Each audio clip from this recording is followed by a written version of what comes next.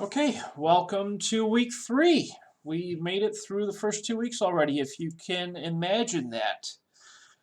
So what does that mean? We are currently entering chapters 5 and 6 for this week. Next week we'll cover chapters 7 and 8. And then, believe it or not, at the end of next week, and week 4, is the midterm exam for this course.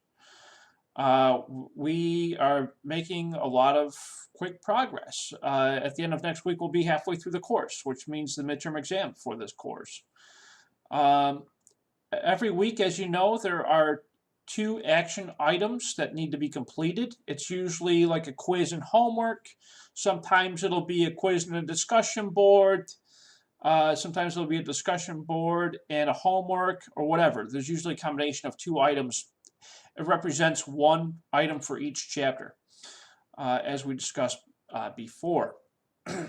And of course, to access the course content, you click on course content. You should have already completed the orientation module. I think there's only 2 students who still have not done that, they're both probably not going to pass the course. Module 1, as you know, has the first 2 weeks of the course content. Within each week, there's a quiz and a homework assignment. To access the quiz and homework, you can select Learning Activities, open up your quiz, take your quiz. That's through Blackboard. And then all the homework assignments are through Cengage Learning. And then you just select that and then open that up. With respect to the quizzes and homeworks, there's usually a quiz every single week. There's not a homework every single week. There's only a few homework assignments in this course. I think it's like chapters, here, let's see. It is I think there's only a few assignments and it's chapters, let's open it up and let you know. For homework, it is only chapters 2, 6, 9, and 13. In between there are quizzes. There's a quiz for chapter 1. There's a quiz for chapter 3. There's a quiz for chapter 4 and 5. For 4 it's a discussion board. For 5 it's a quiz. For 7 it's a quiz. For 8 it's a discussion. For 10 it's a quiz. For 11 it's a quiz, and for 12 it's a discussion, so forth and so on. You see, the point is that there's something for each chapter, but there's only 4 homework assignments. But when there's not a homework assignment, that means there's either a quiz or a discussion board. So just to clarify that, you're still doing something for every single chapter, and for every single week. There's a ton of work to be done in this course. Now, another thing to note, to be very aware of, when you're looking at your grades, you see that, the quiz is only worth 5 points, the midterm is worth 10 points, the final is worth 20 points, everything else is 5 points. Please be very aware that 5 points is 5 points. 5 points is 5% of your total grade. The whole class is out of 100, right? So if you miss 5 points, you missed 5% of your grade. You just dropped half a letter grade by missing one thing, okay? It's super, super important that you are on top of your work in this course, because if you fall behind, you become in jeopardy of failing. Because think about it. We're covering 14 chapters in 8 weeks, okay? And then in addition to that, you have your midterm and final. So it's not something to take lightly. So that's why I say work early, work often, because falling behind is very detrimental in this course. Okay, so where does that bring us to today? Today we are we're in Module 2. We're beginning Module 2. We started Module 2 yesterday. We're in week 3. And in week 3, we are covering chapters 5 and 6. Okay, so for those of you who are following along at home, let's take a look at chapter 5 and 6 PowerPoints. I'm going to go through a couple of examples, and please feel free to stop and ask questions along the way. There's about 150 slides that we need to try to cover between now and 1 p.m. So let's start with chapter 5. And just to confirm, you all can still see my screen, right? Osman, Amy? Yes, Wonderful. I can see your screen. Perfect. Thank you so much. I appreciate that confirmation. Okay, so let's go ahead and I'm going to start from the beginning. We are on chapter 5. And then again, if you have any questions, comments, or concerns, feel free to unmute yourself and ask your question. I am here. Okay, chapter 5. This chapter 5 and chapter 6 have to do with merchandising businesses. What is a merchandising business, you might be asking? A merchandising business is like Macy's, Sears, the other big retailers. Any kind of retailer is a merchandising business. They sell merchandise. They sell inventory.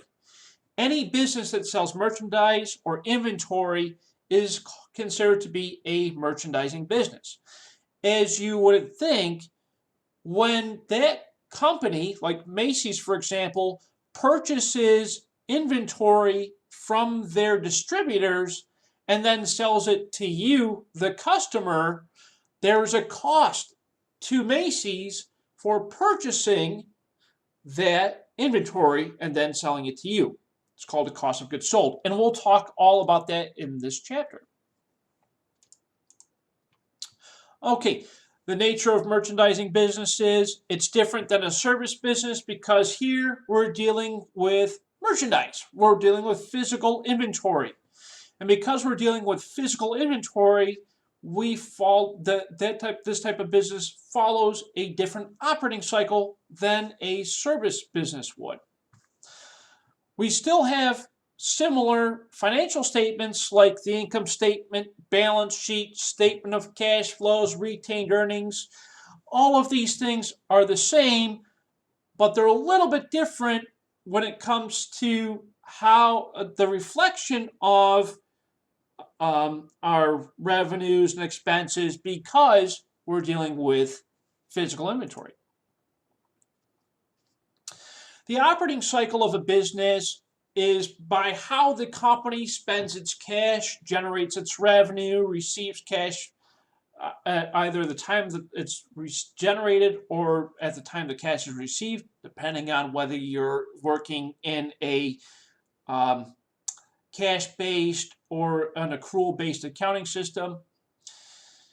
The operating cycle kind of, in a way, dictates how the business operates, right? And in merchandising businesses, it's different because it's based off of when we're purchasing merchandise to sell to customers. So again, think of it from like a large retailer like Macy's, for example. So here's what the operating cycle looks like.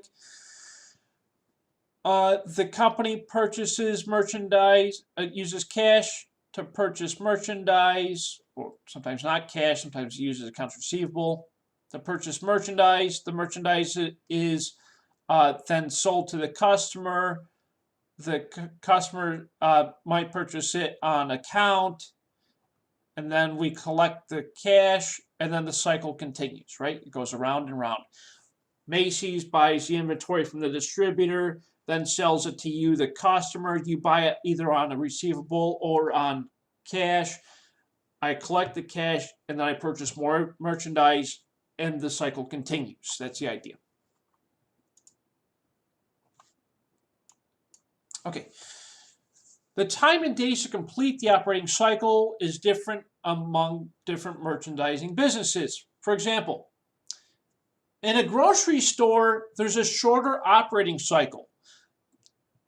The reason being is because in grocery stores, we're dealing with what we call perishable, or which is another word for it can expire, right?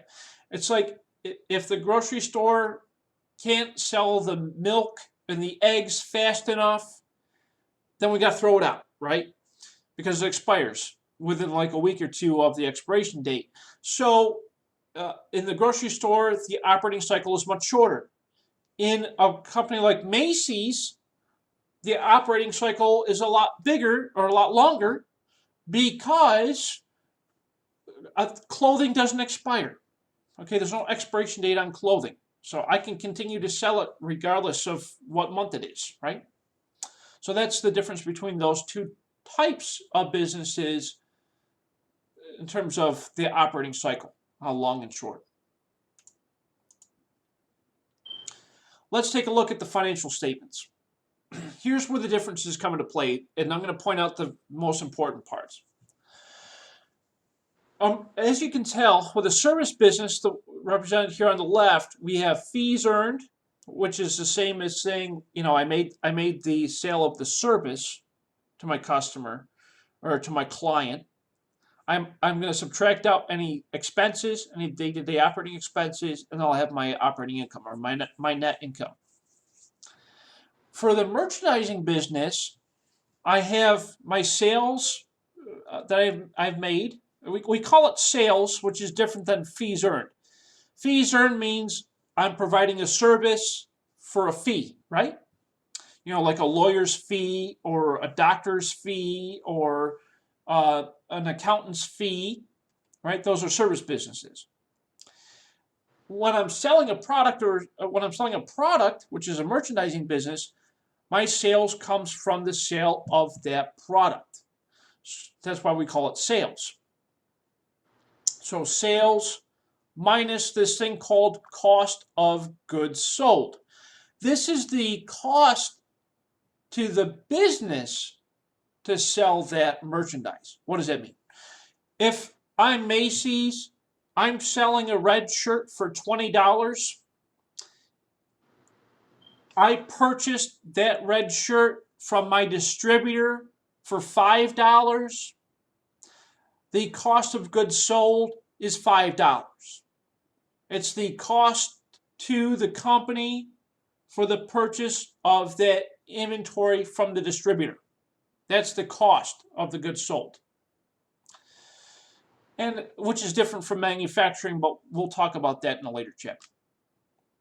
So your sales minus your cost of goods sold equals this thing called gross profit. Gross profit means the profit from the sale before your operating expenses. Before your operating expenses. That's gross profit. Then we subtract out your operating expenses to get to your operating income. This is also called net profit. Net profit.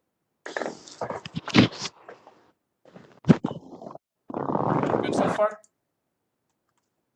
Okay. Also, operating income, also known as net income. We'll talk a little bit more about that in detail. Okay. So let's take a look here. Continuing with the financial statements. The revenue activities of a service business involve providing services to customers. The income statement for service businesses and revenues from services are reported as fees earned. From operating expenses, providing services are subtracted from the fees earned to the operating income. This is from the service business, as you know. Service business, we have fees earned minus operating expenses equals operating income. In the merchandising business, to break it down, we have our sales minus our cost of goods sold equals our gross profit minus our operating expenses equals our operating income or net profit.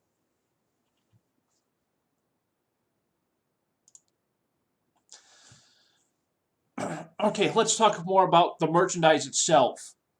Merchandise is the same as calling it inventory or merchandise inventory. We call this on hand. When it's not sold and it's sitting on our store shelves, we call merchandise on hand. On hand means it's not sold yet. It's in our inventory. It's on hand. It's ready to be sold.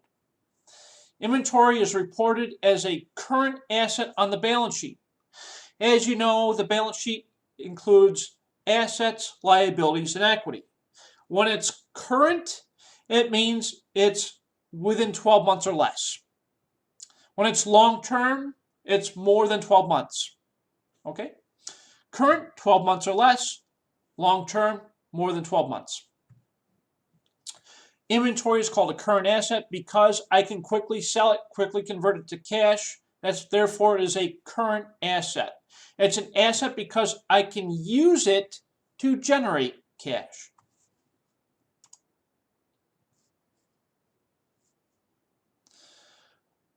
Okay, let's talk about the transactions. A while ago, back in chapter 2, you learned all about this thing called the ledgers. You learned how to identify transactions, how to create the transactions, how to record them. You learned all about the debits and credits. You remember this stuff from back in chapter 2. We're going to expand a little bit more from chapter 2 with respect to recording merchandising transactions.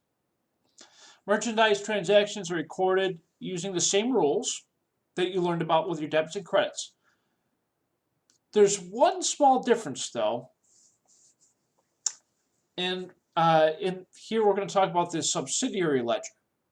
You know all about the general ledger. You know about the standard ledger. The general ledger, as you know, is where we record all those transactions, right? And how they affect each account. You remember the T accounts from chapter 2? This is very similar to that, but the difference here is we're going to talk about subsidiary ledgers. A subsidiary ledger is where a larger number of individual accounts with common characteristics can be grouped together. Okay, this is called a subsidiary ledger. For example, for my sales account, I might have merchandise sales, I might have service sales, I might have another type of sales, all within my sales account. Another example would be in my inventory account, I might have jewelry, clothing, home goods. These are subsidiaries of the inventory account. Okay, so think of a subsidiary as that smaller component within that larger piece of the ledger. The primary ledger contains the balance sheet and income statement accounts. As you know, it's called the general ledger. You learned about that back in chapter 2. Each subsidiary ledger is represented in the general ledger by a summarizing account, also known as a controlling account.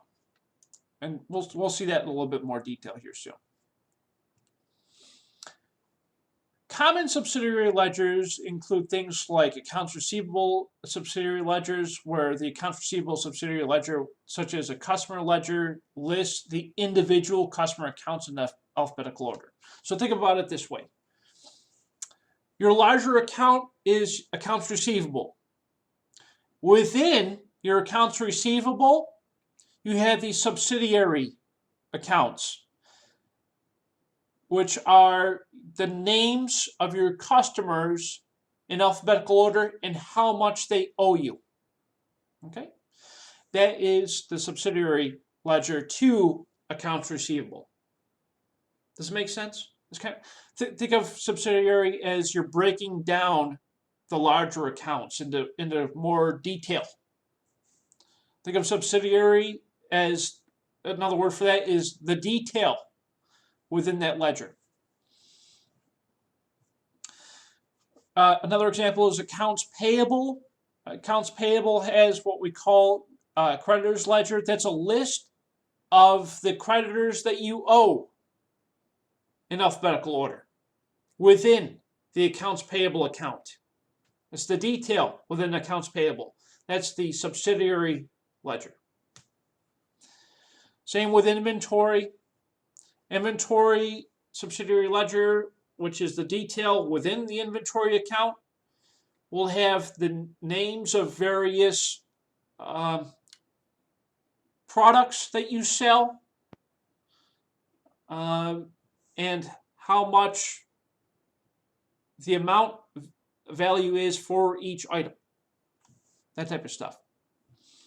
So again, when you see subsidiary, think detail for that account. Most merchandising companies use a computer system. Of course they do. Everyone uses a computer system these days to record the transactions separate journals. We call these special journals. These journals generate purchases, sales, and inventory reports. If you think about an experience you had when you went to the store, when you purchased that product, they probably used this little thing to scan it, to scan the product.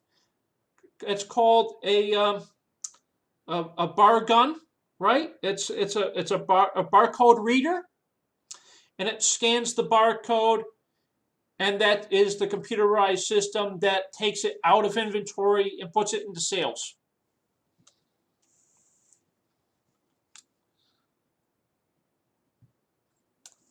Okay, so let's talk about purchasing transactions. As you know, with every transaction, there are two accounts that get impacted. We call that the double entry accounting system. We learned about that back in Chapter 2. The same can be said when it comes to tracking inventory. There are two different systems. Okay, for tracking inventory, there's two different systems. We have the perpetual system and the periodic system. The perpetual system means we continually update. Perpetual is perpetual, it continually moves, right? Each purchase and sale of merchandise is recorded in the inventory account and its related subsidiary ledger. It's perpetual, continuous, continually updating the inventory records. And periodic, it means we do it once in a while. We do a physical count of our inventory. That's periodic. Periodic inventory does not show the amount of merchandise available for sale and the amount sold at a particular time. Instead, we count everything by hand. We call that physical inventory. It's a pain. I remember having to do that many years ago. Physically count everything. Physical inventory is used to determine the cost of inventory on hand at the end of the accounting period. And we calculate the cost of goods sold during that period based off of the amount that we sold for that period. Okay, so let's take a look at a transaction under the perpetual inventory system. And perpetual inventory system is used by most companies that carry inventory. There's only a few companies that use the periodic system, and that's usually for less frequent sold items. Perpetual is like higher frequency, higher volumes types of sales, like your Macy's or your Sears or your other retailers will use Amazon. They'll all use perpetual inventory system because they have high frequency amounts of sales. Lower frequency sales types of businesses would use the periodic. Like car companies, for example, they would use the periodic system because they don't sell cars every minute. They might sell a few a day, or they might sell one a day or whatever, but they probably use the periodic system. They're probably not using perpetual. There's no barcode scanning at a car dealership. Okay, there is barcode scanning at Macy's. Under the perpetual inventory system, cash purchases of merchandise sales is recorded as the following.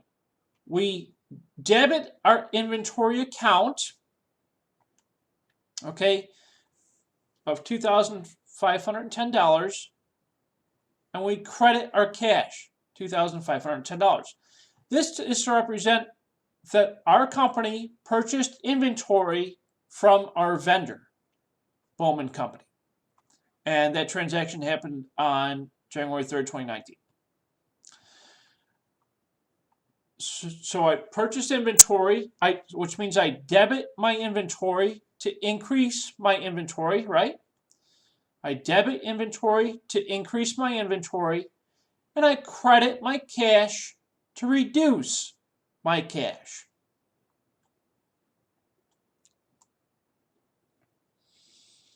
Okay, so that was purchasing inventory with cash. Now let's look at purchasing inventory on account. Purchasing of merchandise on account is recorded as follows. Remember, anytime that you see the words on account, it means that we're going to impact either accounts payable or accounts receivable, depending on the type of transaction. If I, the company, am purchasing something on account, I'm going to use accounts payable. If I, the company, am being if a customer purchased something from me on account, that means it's accounts receivable because I expect to receive that money later, right? In this example, our company is purchasing merchandise on account. So we increase our inventory by debiting our inventory, $9,250. And we're going to increase our accounts payable to this vendor, Thomas Corporation, $9,250. And the note for the transaction is purchase inventory on account on January 4th. Now the reason why we have the accounts payable and then the name of the person or the company that we bought the inventory from is because our company has multiple vendors, and to be able to track who we owe the money to, we use the subsidiary accounts payable ledger for Thomas Corporation.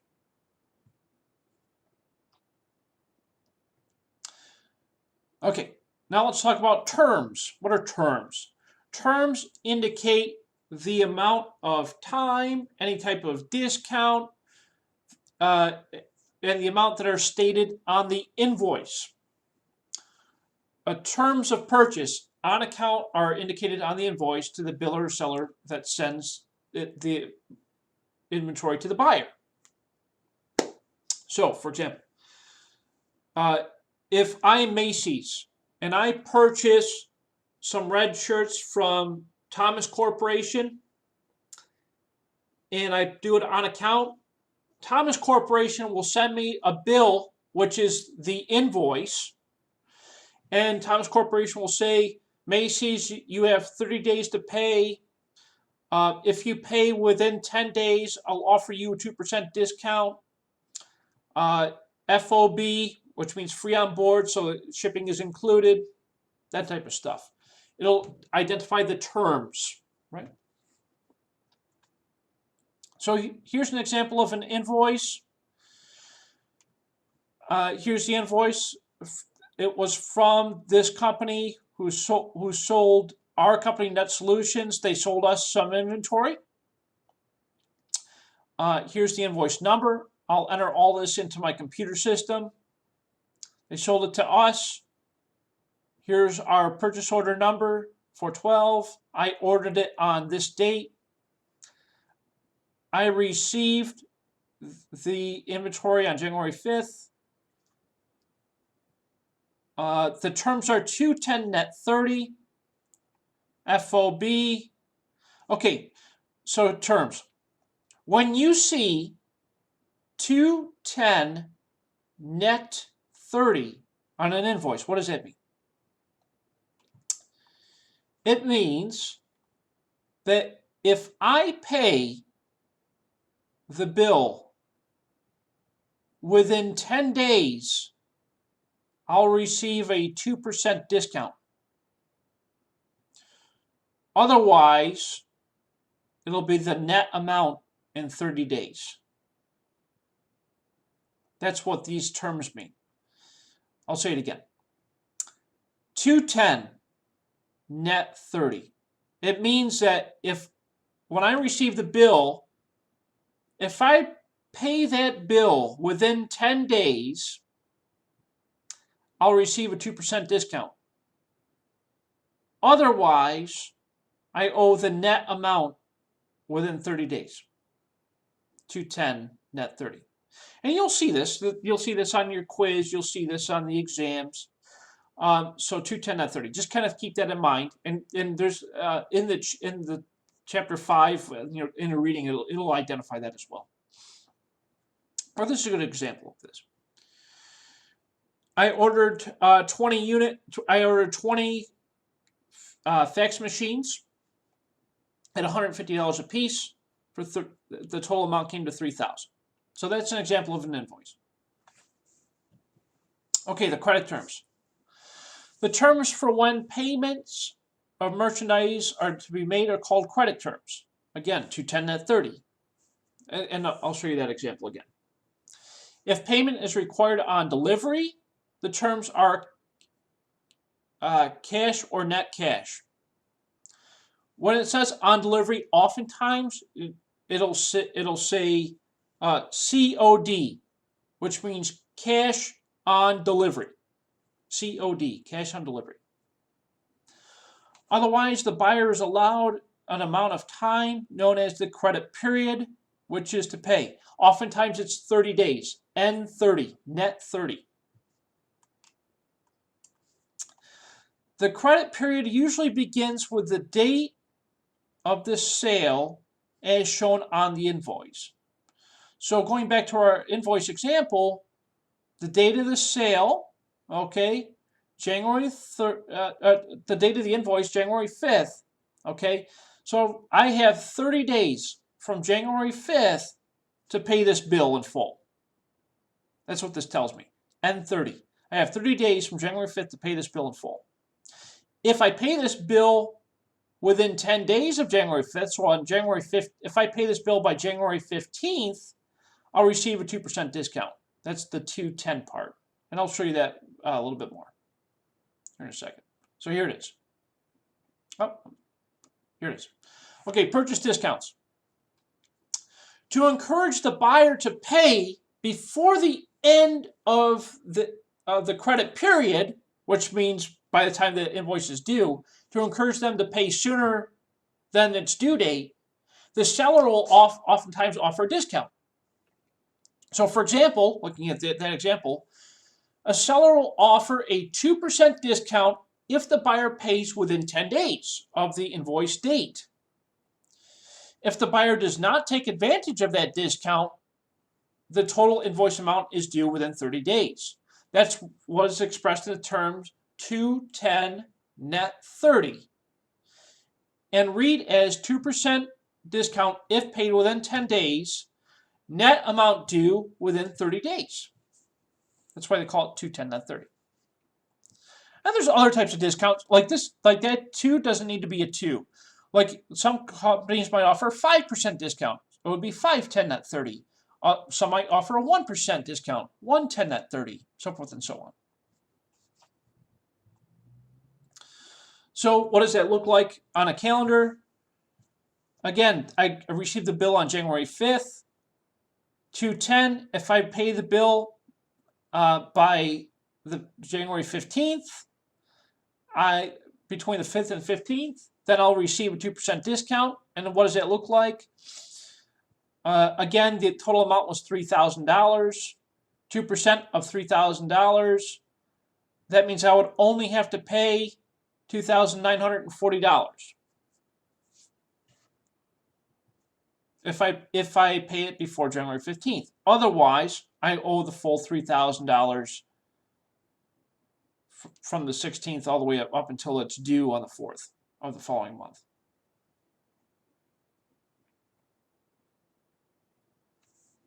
Okay. Let's talk about purchase discounts. some more discounts taken by the buyer for early payment of an invoice is called a purchase discount. Purchase discounts taken by the buyer to reduce the cost of merchandise purchased. Okay, so let's assume that the company places Net Solutions places an order from Alpha Technologies on January 5th with terms 210.30. In order to pay the invoice on January 15th, which is the last day of the discount period, the company decides to borrow the $2,940, which is 2% of $3,000, which is what we would pay 2% of $3,000, because as you know, 2% of $3,000 is $60. So you take your $3,000 minus your discount amount, which is $60. We would owe $2,940 if we pay it within that 10 days. If an annual interest rate of 6% and a 360-day year is assumed, the interest rate on the loan of $2,940 for the remaining 20 days of the credit period is $9.80. So let me ask you this question. If you were the company, would you take out a loan for $2,940 to take advantage of the discount, knowing that you'll have to pay $9.80 in interest on the loan? What do you think? Would you do it? Yes, because they will still be receiving that discount and not paying that full $3,000. Exactly, Ronald. I'm with you on that. It makes a lot of sense to me as well, and that's probably what I would have done as well. So that's a good move. I would have done that for sure. So let's break it down a little bit further to see if Ronald and myself are correct. Okay, so we know we're going to get 2% discount, which equates to $60 discount amount. Now, of course, if I took it out as a loan, I would have to pay the $9.80 in terms of for interest, which means my real savings would be $50.20, because you still got to pay the interest. But that $50.20 savings is still better than having to pay the full $3,000. So if our company does not take the discount, we pay the estimated interest of 36% using the $2,940 remaining in 20 days, and that's how we got to this amount, right? So it's 2% times 360 days divided by 20 days, which is the remaining amount in the period, which equals 2% times 18 to get to 36%. Now, you might be asking, well, Dr. B, why is it 360 days and not 365 days? The answer to that is because there are only 360 banking days within a year. There are only 360 banking days within a year. That means the banks have 5 days of banking holidays where they're not open. That's why we use 360 days instead of 365 days.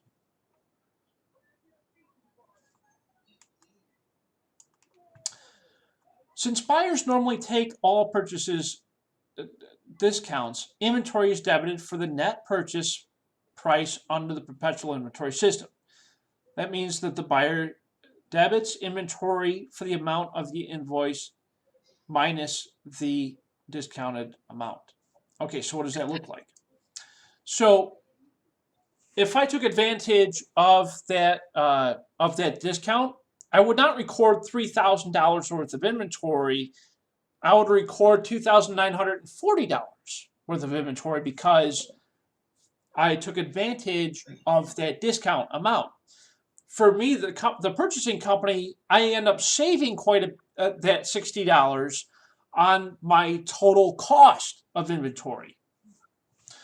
So January 5th, I received my inventory.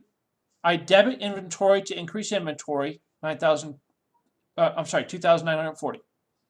I credit my accounts payable to the company I purchased it from, 2,940. I credit accounts payable to increase my accounts payable, 2,940. Then I'm going to pay that company on the 15th. So I debit accounts payable to reduce the accounts payable amount, 2,940, and I credit my cash to reduce my cash by 2,940 to represent the payment of that amount.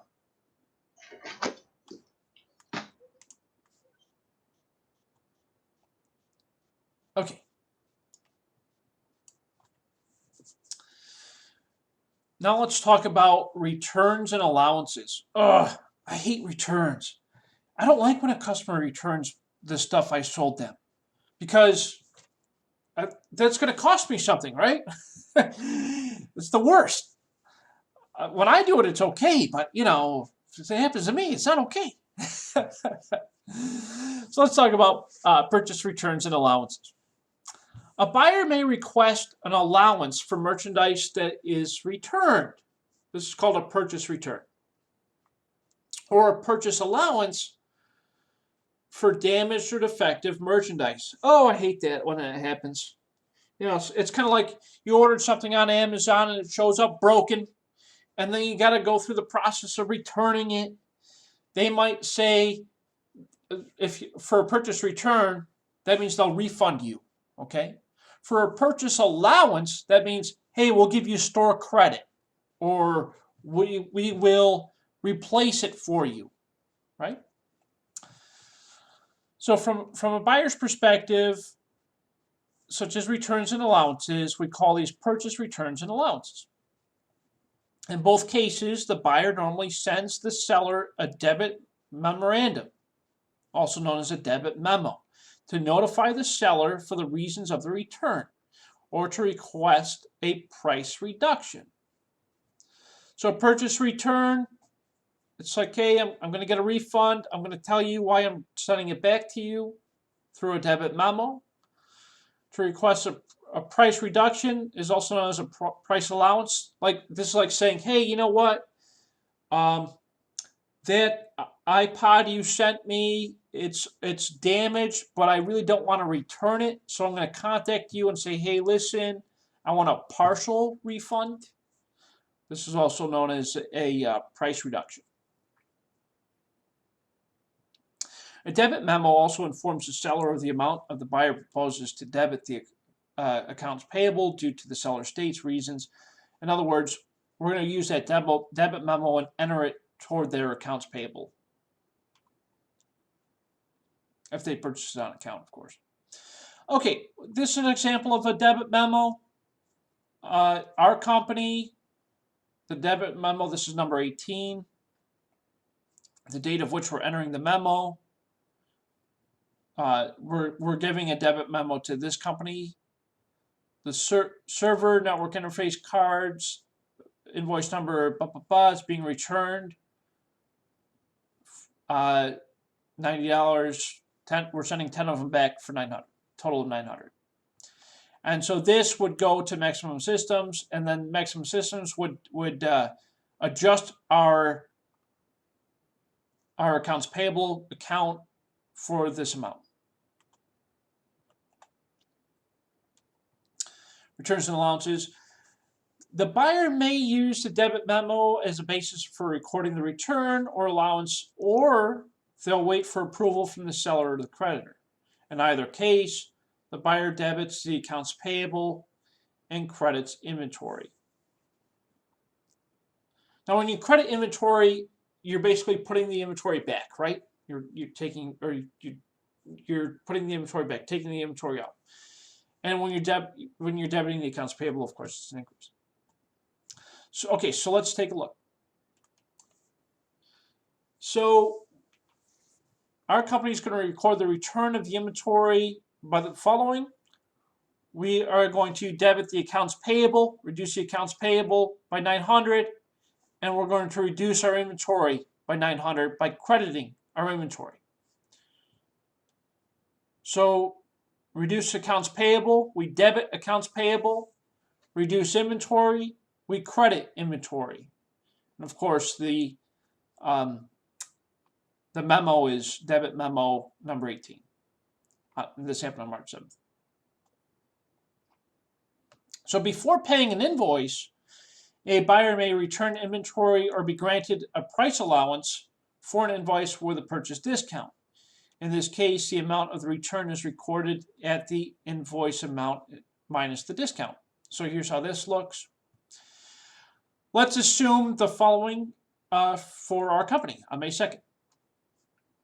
On May 2nd, we purchased $5,000 worth of inventory on account, which means accounts payable, from Delta Data Link, 210 net 30.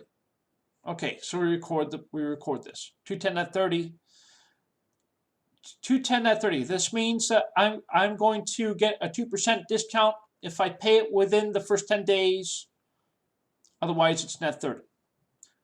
So 2% off of $5,000, as you know, is $100. So I record 4,900. I debit inventory, which means I increase my inventory by 4,900. I credit my accounts payable, which means I increase my accounts payable by 4,900. And that was for the purchase of the inventory with a 2% discount. Okay. Then on May 4th, I returned part of it. I returned $1,000 of the inventory purchased on May 2nd. This was because it was defective. Okay, part of it was defective. Not the whole amount of the stuff I purchased was defective, but just a little bit of it was. So I sent that stuff back, the stuff that was defective. It was about $1,000 worth of it. And so to record that, I would debit my accounts payable to reduce my accounts payable by that $1,000. But remember, I took a 2% discount because I'm going to pay it within that first 10 days. So because I took that 2% discount, I need to apply that 2% discount to the portion that I'm returning as well. So to do that, we take $1,000 times 2%. 2% of $1,000 is $20. So I record $980 to reduce my accounts payable, $980, and I reduce my inventory by $980. And this is to reflect the return portion of the merchandise purchase. I had a question. Yes, please. Why do you get 2% in the second $1,000 that as well? Sure. I'm glad you asked, Osman. This Because you already got that 2% on the first, and why you get it again, the 2%? Right. Great question. Okay, so the reason why we reflect 2% again for the portion that we're returning back to that company is because to us, instead of recording the $5,000, we recorded $4,900 because we took a 2% discount. If I'm going to return a portion of that inventory, I still need to use that 2% discount because I need to make sure that 2% stays intact. Does it make sense? Oh, okay. Yeah, I got it. Great, wonderful.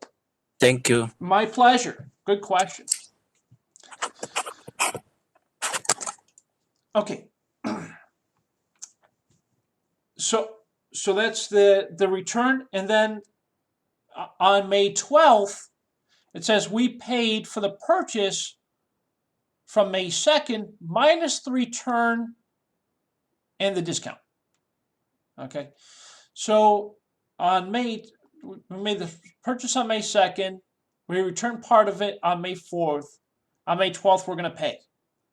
So on May 12th, I debit my accounts payable to reduce accounts payable, and I credit my cash to reduce my cash.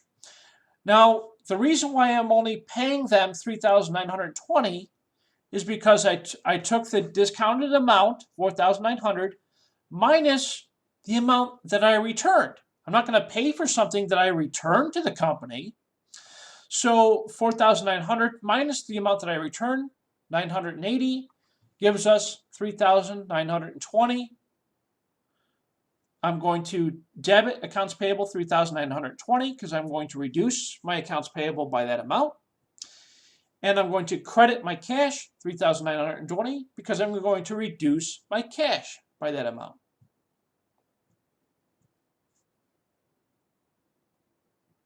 Okay, now let's move on to sales transactions.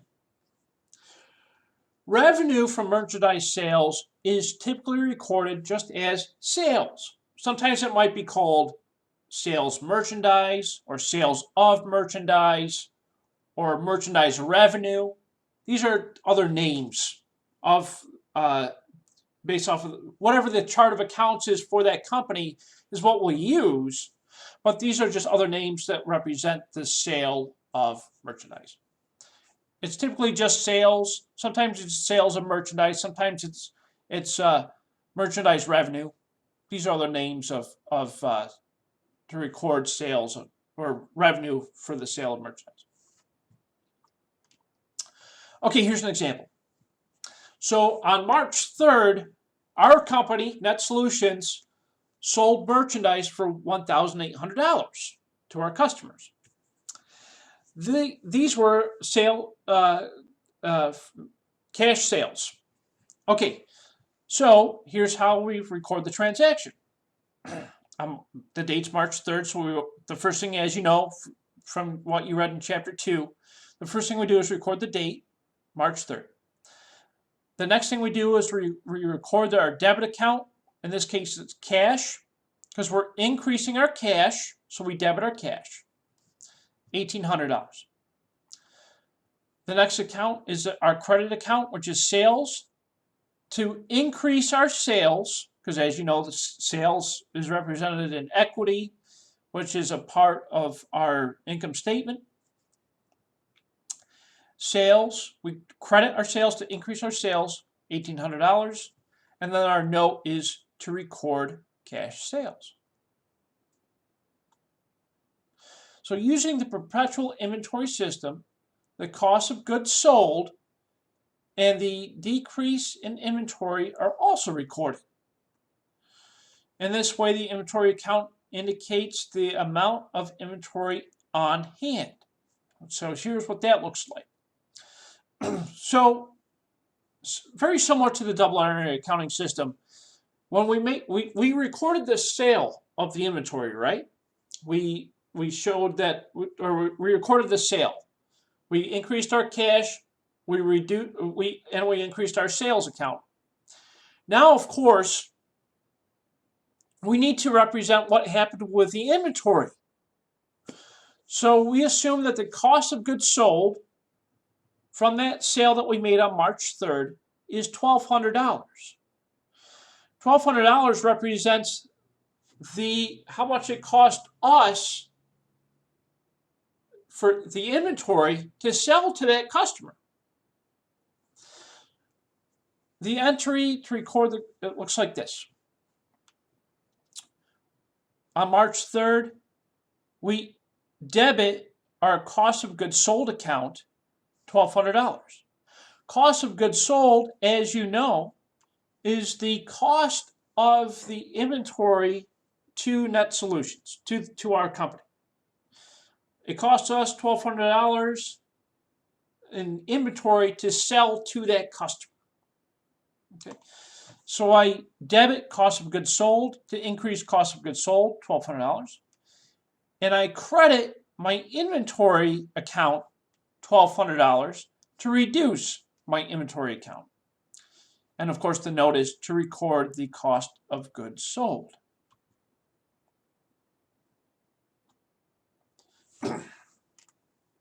Now continuing with cash sales. Sales may be made to customers using credit cards such as MasterCard or Visa, regardless of how the customer purchased it, whether it's physical cash or a credit card. Our company or the company still records it as a cash sale. The only difference here is that the credit card companies charge us, the retailer, a fee, but that usually comes later on.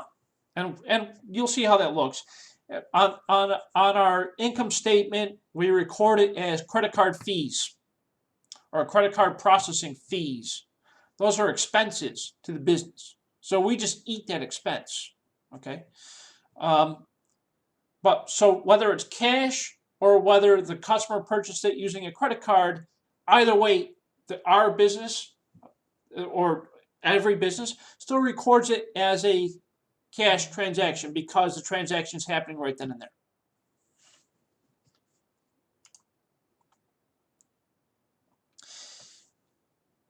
If a company uses a credit card to pay for their purchases, the sales will be recorded on March 3rd on slide 36. So in other words, it would show up just as it did here.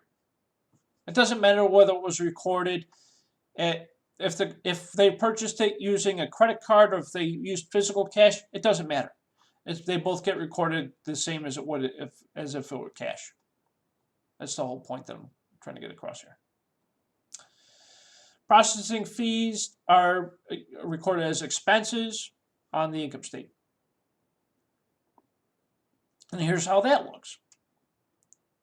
Okay, so let's say at the end of each month, our company will record our credit card expenses. Our company still has to pay the processing fees for those credit cards, right? So our company paid the credit card processing fees, $4,150 at the end of March, so on March 31st. So here's how that record looks. March 31st, the date. First thing you do is the date. Second thing, the debit account, credit card expense. Credit card expense, we debit to increase our credit card expense account, $4,150.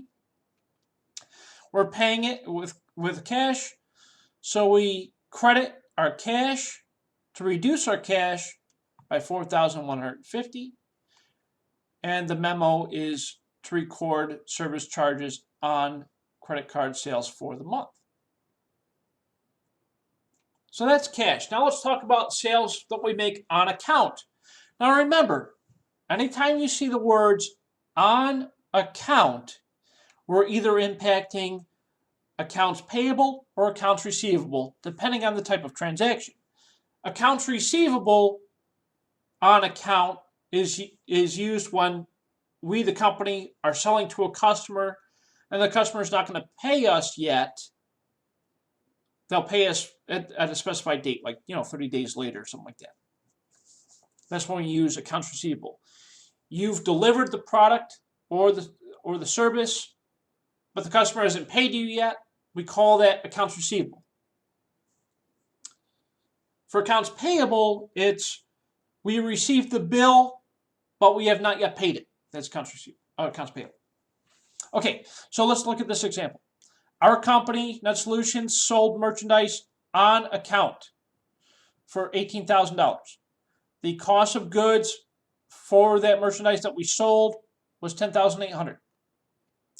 Okay, so here are the two transactions that we need to record to represent this sale. March 10th is the date.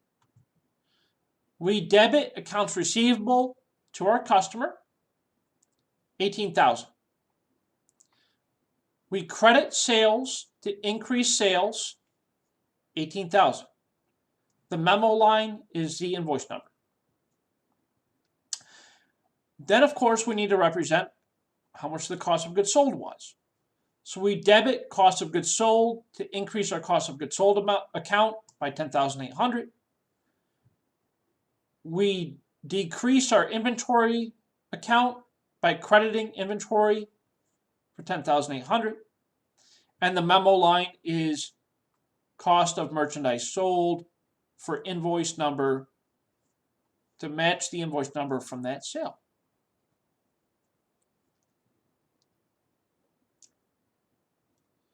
Now let's talk about customer discounts.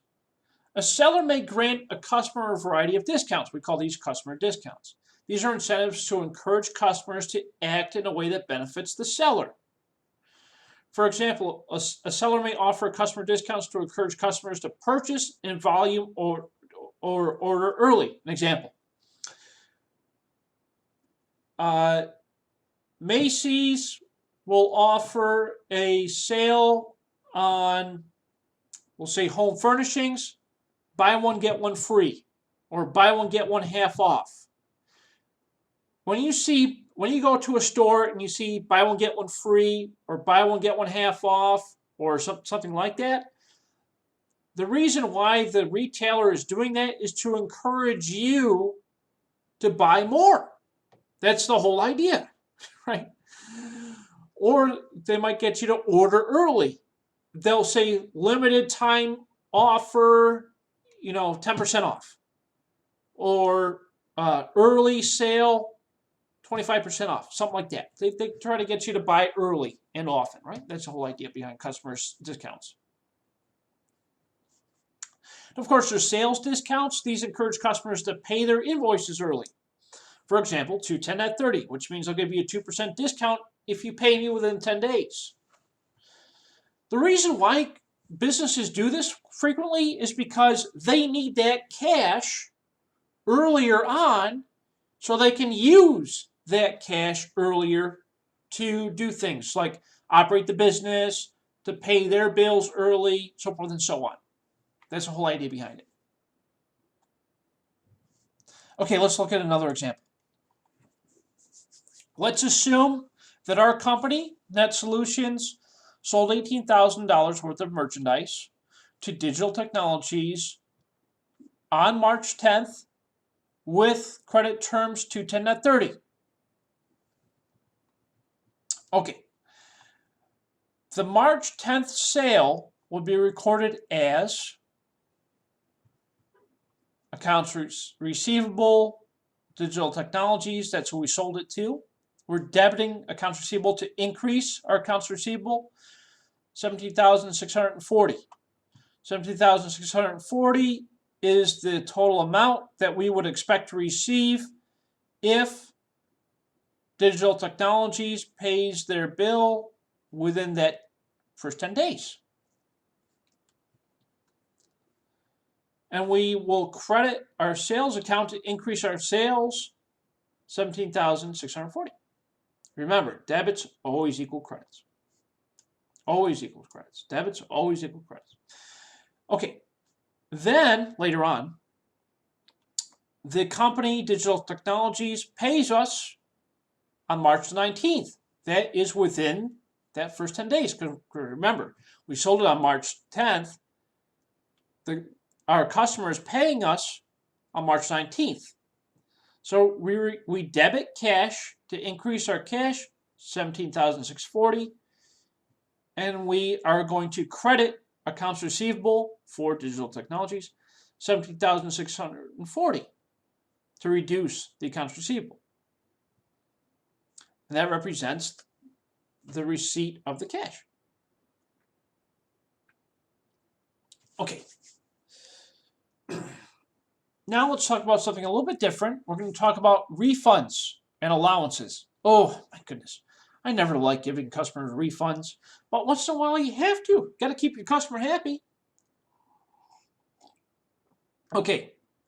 When a buyer receives merchandise that is defective, damaged during shipment, does not meet the customer's expectations, the seller may pay the buyer a cash refund or grant what we call a customer allowance that reduces their accounts receivable owed on the original selling price.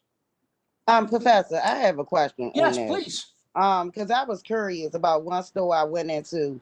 How can stores, first of all, you go in there, you pay cash, And then like if it's something that you don't want out of the store, they tell you, oh, you get store credit, but they don't want to give you refund. But you don't want to buy nothing else out of this cheap store. But they trying to make you still spend your money Yeah. in that store. How can they do that when first of all you walk in there, you spend cash, then you buy an item that you did not want, and or you found out that was cheap, that was underpriced to you. Yep. So you go back, you ask for a refund, but they tell you, oh, we don't give cash refunds. We give store credit. But you still got to spend that money in that store. A couple of stores are like that, and I don't understand why. When you're making a customer have to spend their money, their hard-earned cash in the store when they don't want nothing in the store. Yeah, yeah, that does happen from time to time, and so the thing around that is that it's based off of the store policy. So the store policy governs what the store is willing and able to do when it comes to refunds, right? So, for example, if you go to Macy's, you purchase something from Macy's, you don't like it, it doesn't fit, it's whatever. You bring it back to Macy's within that 30-day policy that's on the receipt. Say, hey Macy's, I don't like this, I don't want this, whatever. They'll give you the refund.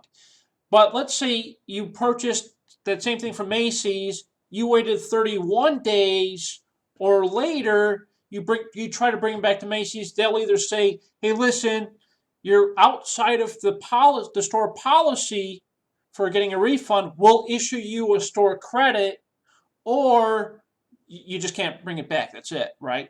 So what I'm getting at, Lakeisha, is it depends on whatever the store policy is. That's what governs the process around refunds and allowances. So whatever is outlined in those policies is what the customer has to live by, right? Is it fair? I don't know. There's no like laws or rules that govern store policies. The policies are developed by the stores. So there's no like laws or rules that govern what store policies can and cannot dictate. Oh, that is so good to know, Professor. So that makes me have a more conscious of understanding when I go and spend my hard-earned money into a store. I need to know You like need to know what my the policy is, yeah, policy before I, before you purchase buy. Yeah, food. absolutely. Yeah, and that's a good thing to know. So when you walk into a store and you walk past that customer service counter, usually right behind that customer service counter is a big billboard that kind of outlines what the policies are. Or if they don't have it published somewhere, it's usually on the receipt itself. And if it's not there, it's on their website. But I guarantee it's published somewhere. It has to be published somewhere. They have to tell you what it is. Or you could ask the store clerk when you go to check out, hey, what is the policy, right? Either way, it's good to know. You're absolutely right, Lakeisha. Before you make that purchase, know what that policy is. So that way, if you want to bring it back, you know what those rules are, right? Good point. Great, good discussion. Okay. Okay, so let's talk about what it looks like on the business side when we record these refunds. Okay, so we're the business, right? We're Net Solutions. Assume that March 4th, Net Solutions, that's us. We're paying Blake and Sons a refund, because maybe they didn't like it or it was damaged. It was damaged during shipment. Of $900 because their merchandise was damaged during shipment. The company agreed to keep the merchandise and make any necessary repairs. Hey, whatever. That's part of the policy, I guess, right?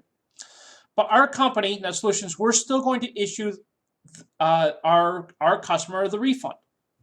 So to record the refund, we're going to debit customer refunds payable, which is one of the accounts within our company's chart of accounts. Customer refunds payable, we're going to debit customer refunds payable, $900, and we're going to credit cash, $900. So we're going to reduce customer refunds payable by $900, and we're going to reduce our cash by $900. And as you know, Customer refunds payable, when you see that word payable, you know it's a liability account.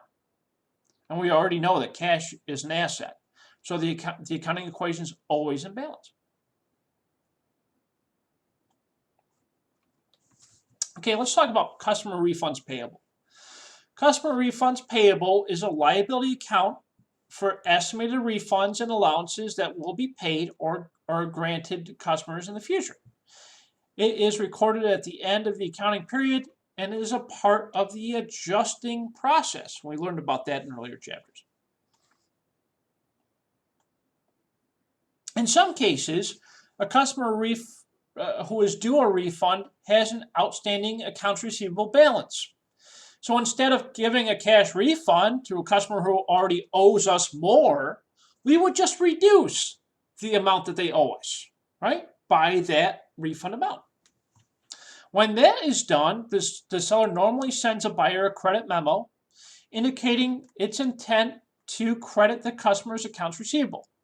So in other words, let's say you owe me $1,000 and you want to return $400 worth of merchandise. Well, I will just reduce that $1,000 that you owe me by that $400 instead of giving you $400 in cash. It doesn't make any sense. So I'll just take it off your bill, basically, right? That's kind of what this is saying. So let's assume that instead of paying the cash refund to Blake & Sons, we decided, our company Net Solutions granted Blake & Sons a customer allowance of $900. Our company notifies Blake & Sons of the allowance by issuing a credit memo. Here's what the credit memo looks like. Our company's name is at the top. To our customer, Blake & Sons, dated March 4th, allowance for merchandise to damaged shipment, $900. Now, when we record that, we are going to debit customer refunds payable, $900, and we're going to credit the accounts receivable amount for our customer to reduce their accounts receivable amount by that amount.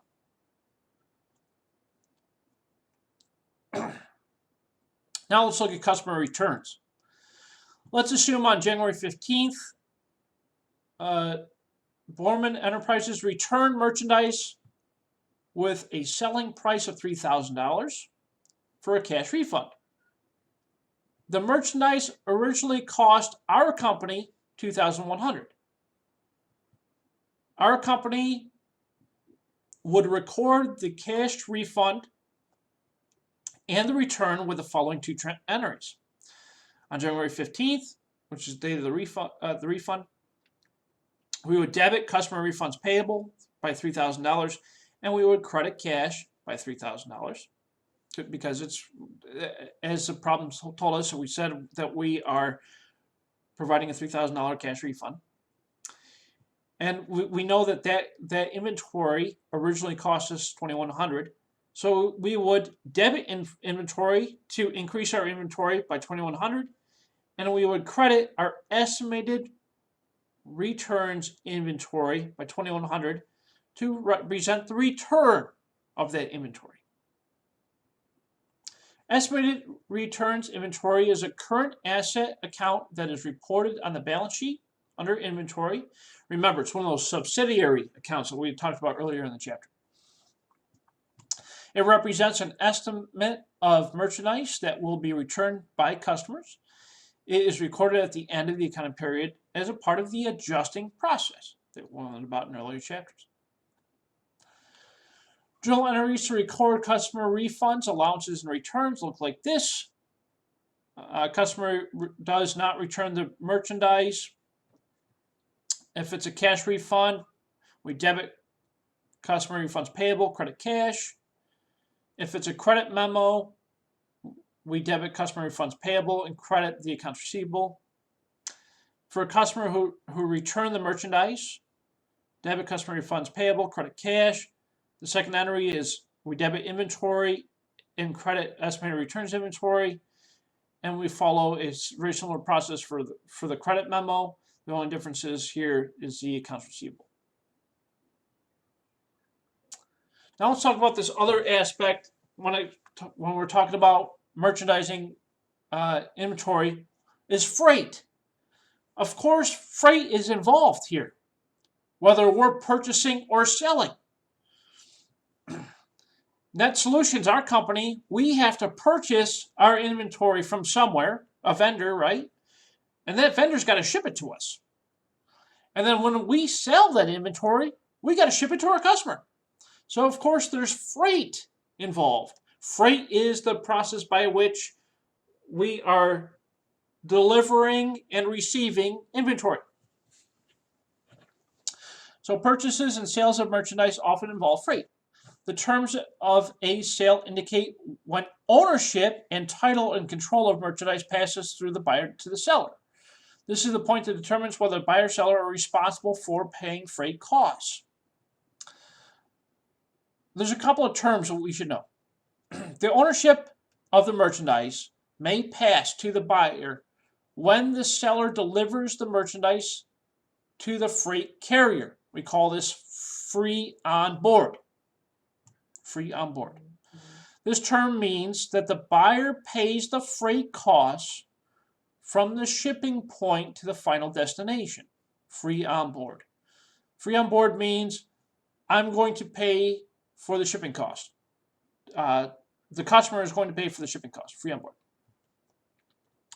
Such costs are a part of the buyer's total cost of purchasing inventory and are added to the cost of the inventory by debiting inventory. So like, for example, like let's say you went on Amazon recently and you bought something and you had to pay for the shipping. That shipping got added to your bill, right? And it shows up as, on a separate line item. That's free on board. It's free on board for the seller. It's free for the seller. It costs the buyer something, right? Free on board. Okay. Let's assume on June 10th, our company, Net Solutions, purchased merchandise. On June 10th, we purchased merchandise from Magnet Data for $900. Free on board shipping point. Okay. So inventory. We debit inventory to increase our inventory by $900. We bought it on account from Magnet Data, $900. We bought it on account. So we credit accounts payable to increase our accounts payable by $900.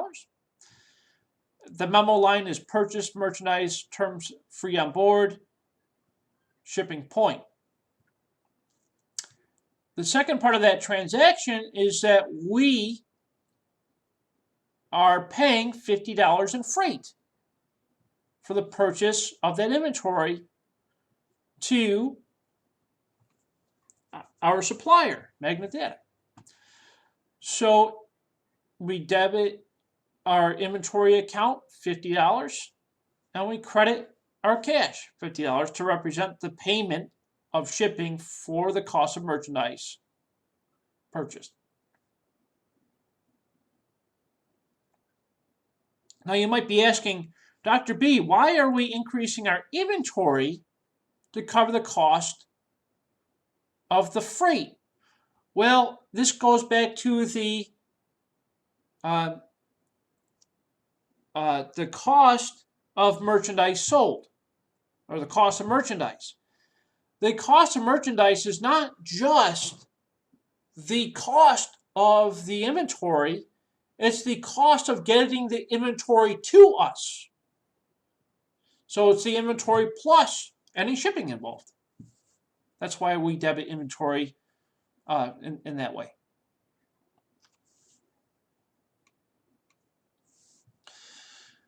Okay, the ownership of the merchandise may pass to the buyer when the buyer receives the merchandise. In this case, we call it free on board. Term means that the seller pays for the cost shipping point, which we talked about before a little bit more. When the seller pays the delivery charges, the seller debits delivery expense or freight out.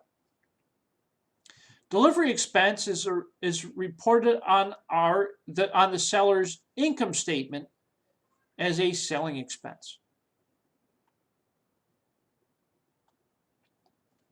Okay, let's assume that our company, Net Solutions, sells merchandise.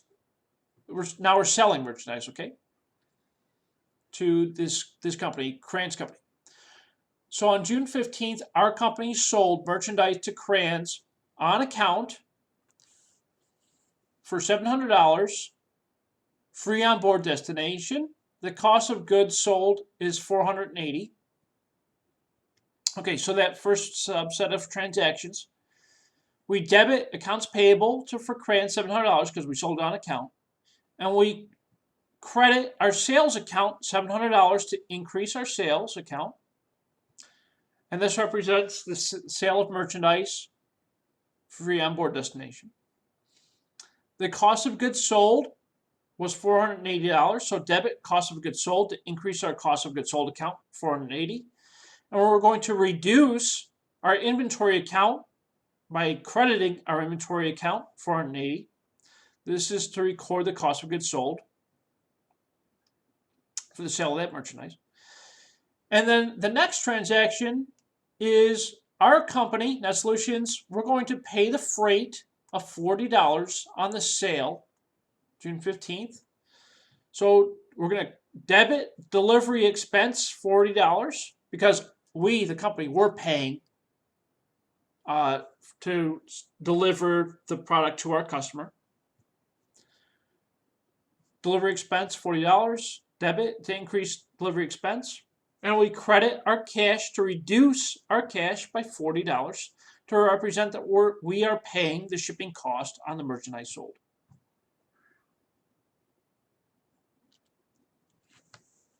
The seller sometimes the seller may prepay the freight, even though the terms are free on board shipping point. The seller will then add the freight to the invoice. The buyer debits inventory for the total amount of the invoice, including the freight. Any discount terms will not apply to the prepaid freight. Oftentimes, discounts don't apply to freight, just so you know. Okay. So let's assume that our company is selling merchandise to Planter Company on account. On June 20th, we sold $800 worth of inventory, terms FOB shipping point. Our company paid the freight of $45, which was added to the invoice. The cost of goods sold is $360. So how does that look? On June 20th, accounts receivable, we're debiting accounts receivable to increase accounts receivable, $800. We increase our sales by crediting our sales account, $800, to record the sale of the merchandise. Also, in that same process, the cost of goods sold was $360, so we debit cost of goods sold to increase our cost of goods sold account by $360, and we are going to credit our inventory account to reduce our inventory account by $360. This is to record the cost of goods sold to the Planter Company.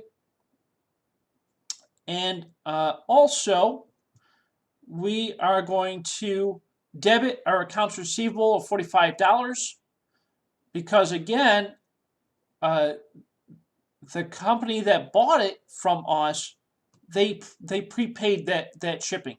So that's why we're debiting our accounts receivable $45, and we're going to credit our cash because the customer paid for it, and we're going to pay it on their behalf. So we're going to credit our cash by $45. This represents prepaid shipping cost on merchandise sold. So here's a nice visual representation. When you see free on board shipping point, this means that the buyer is going to pay the shipping. When you see free on board destination, that means the seller is paying shipping.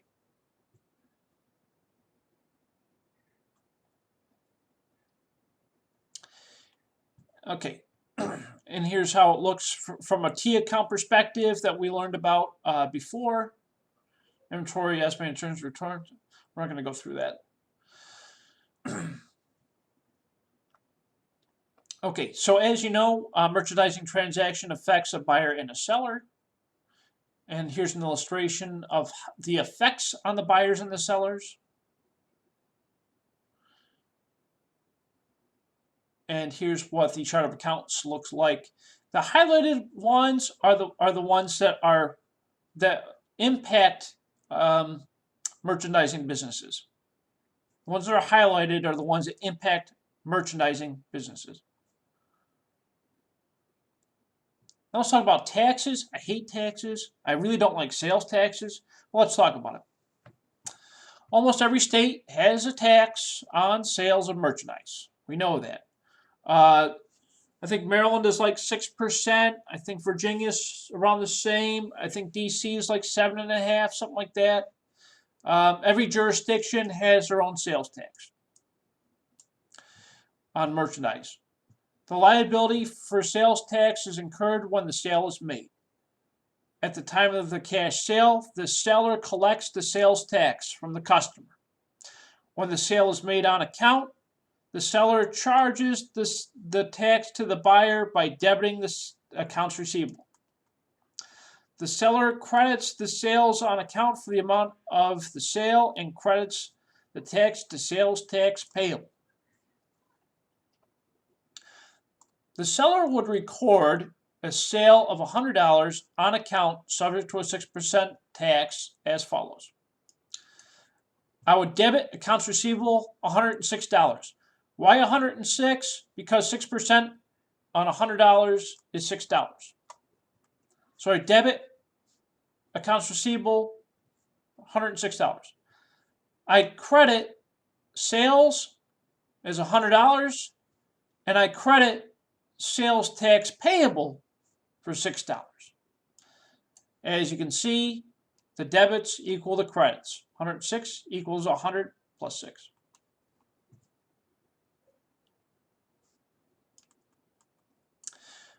On a regular basis, the seller pays the taxing authority the amount of the sales tax collected. The seller records such payment by doing this. We debit our sales tax payable. We debit our sales tax payable $2,900 to reduce our sales tax payable amount, and we credit our cash to reduce our cash by $2,900. Payment, and this is to reflect the payment for sales tax collected during the month of August. Now, oftentimes what you'll see is if you own and operate a business that carries inventory and you sell to customers, you collect the sales tax from your customer, and then usually every month or every quarter, you then go ahead and you turn that amount that you collected for taxes over to that taxing agency, which is usually the state or the district or wherever you are, right? Wholesalers are companies that sell merchandise to other businesses. We're just talking about other businesses now. Wholesalers are companies that sell merchandise to other businesses rather than to the public. Many wholesalers publish or upload sales catalogs online. Wholesalers often offer special discounts to government agencies or businesses that order in large quantities. These are called trade discounts. Okay, so with trade discounts, a wholesaler, think of like Costco or Sam's Club or BJ's or any other large wholesaler. They sell in bulk, and they don't sell to the whole public. They just sell to their members, right? These are wholesalers. That's the idea of wholesaling. And they offer trade discounts. So in other words, you buy in large quantities, they offer a discount on those large quantities. Sellers and buyers do not normally record the list price of merchandise sold during trade discounts. For example, we assume that an item has a list price of $1,000 and a 40% trade discount. The seller records the sale item as $600 because, as you know, 40% of $1,000 is $600. Likewise, the buyer records the purchase at $600. So it's, in other words, the trade discount is not classified in a separate line item. Okay, financial statements for merchandising businesses, like we talked about before.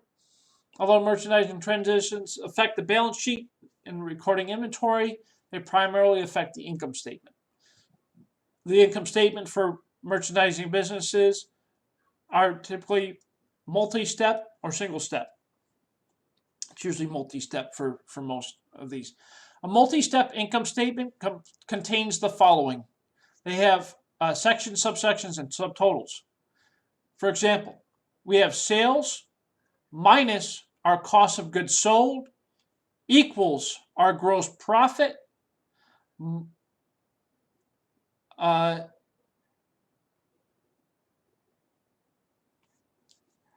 another subsection is called income from operations, and we also have another subsection called revenues and other revenue and expenses. The way it typically looks is you have sales minus cost of goods sold equals gross profit minus operating expenses equals income from operating expenses, and then minus taxes and minus interest expense equals your net profit or net income. That's why they call it multi-step. It means it breaks it out into more steps, right? That's why there's subtotals involved. The total amount of sales to customers for cash and cash account is reported in this section. The amount of the cost of goods sold to customers is reported in this section. The cost of goods sold may be reported as cost of merchandise sold or cost of sales. Most of the time, you'll just see it as being cost of goods sold.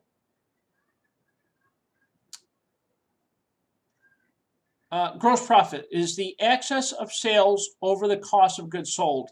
So in other words, sales minus cost of goods sold equals gross profit.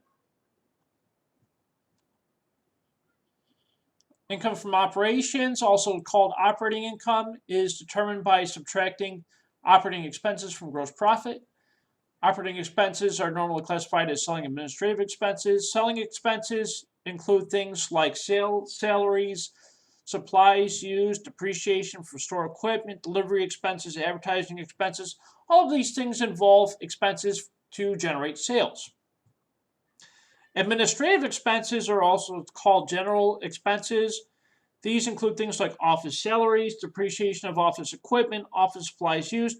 These are typically things that are not directly involved in the sales process. Okay. There's things called other revenue and other expenses. Other revenue are things that are revenue that are not a part of the primary operations of the business. Those would be things like interest. So rent income might be part of it, like you sublet part of your business. If you sell some of your property, plant, and equipment, that would be and you sell it for a gain, that's classified as income. Other expenses would be things like interest expense, tax expense, loss from disposing fixed asset. These are things. When you see the word other, it means it's not a part of the day-to-day operations of the business. It's other, right? Here's an example of a multi-step income statement. Here's how it would look. You can see that there's a lot of what we call what do they call it? Not subtitles, subtotals. Sales minus cost of goods sold equals gross profit. Gross profit is a subtotal. For operating expenses, if you add up all of your selling expenses, you get to total selling expenses. This is another subtotal. If you add up all of your administrative expenses, total administrative expenses is another subtotal. Then you have your total operating expenses. That's your selling expense plus your administrative expense gets you your operating expenses. And then, of course, your income from operations, you take your gross profit minus your total operating expenses to get to you income from operations. And then, of course, you have your others. And then your income from operations minus your others equals your net income. This is a multi-step. That's why you see all these subtotals. On a single step, this is a more simplified form. It's all rolled into one step. What does that look like? You got your sales, any other revenue equals total revenue. And then you have your expenses, cost of goods sold, selling administrative, interest equals total expenses.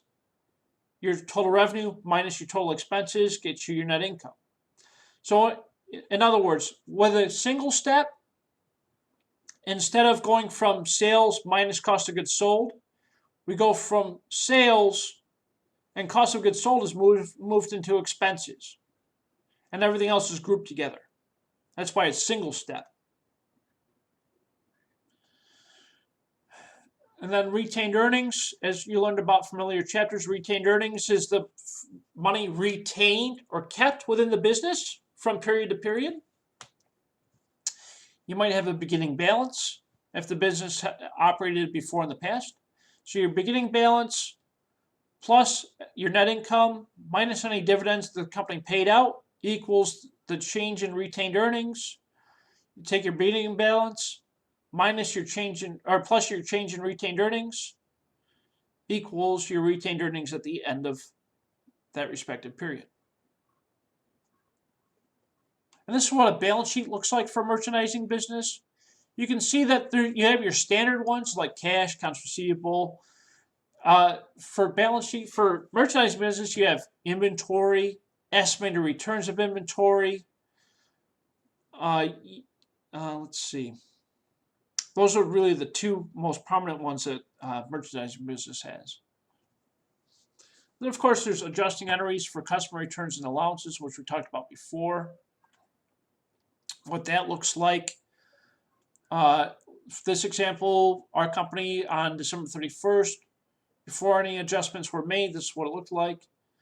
And then we made some adjustments. These are the adjusting entries that we made. Sales, debited sales, customer refunds payable to adjust for customer refunds. And then, of course, any estimated returns inventory and cost of goods sold. Adjustments for shrinkage. And anytime you see the word shrinkage or inventory shortage, that's a result of damage, theft, shoplifting, all that wonderful stuff. Something bad happens to your inventory, we call that shrinkage. And then here's an example of how we would record that to adjust our inventory.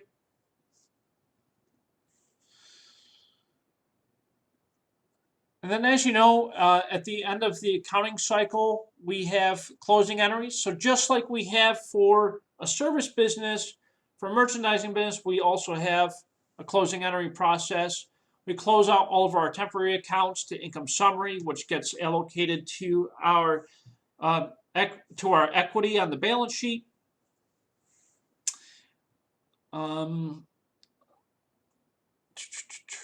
Here's an example of all of the closing entries that we would make for this type of business.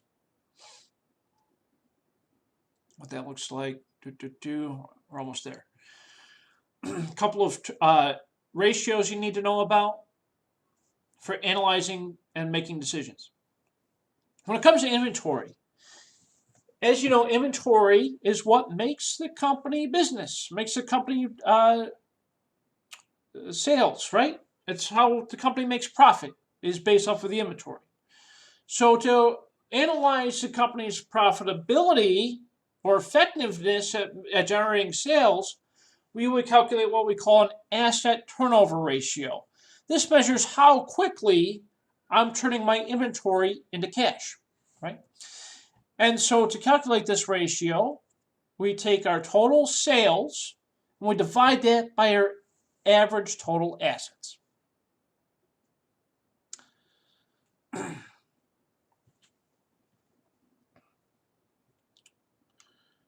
Okay.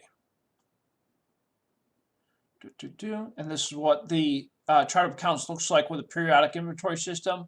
The ones highlighted here are commonly used in a periodic inventory system. You have purchases, purchase returns, allowance. purchase discounts, and freight in. Closing entries for the periodic inventory system. Again, the highlighted ones are the ones that you will commonly see for a periodic inventory system. And that brings us to the final end of a very long chapter 5. Chapter 5, yeah, about 100 slides. That's what we just got through. So that's chapter 5, merchandising business, accounting for merchandising businesses. Any questions on chapter 5? We're good? Holy smokes, that's amazing. Okay. Osman, are we good? Yeah, I'm good. Thank you. Yeah. Great. Okay, so that's chapter 5. I am going to stop the recording for chapter 5, then I'm going to start a new recording for chapter 6.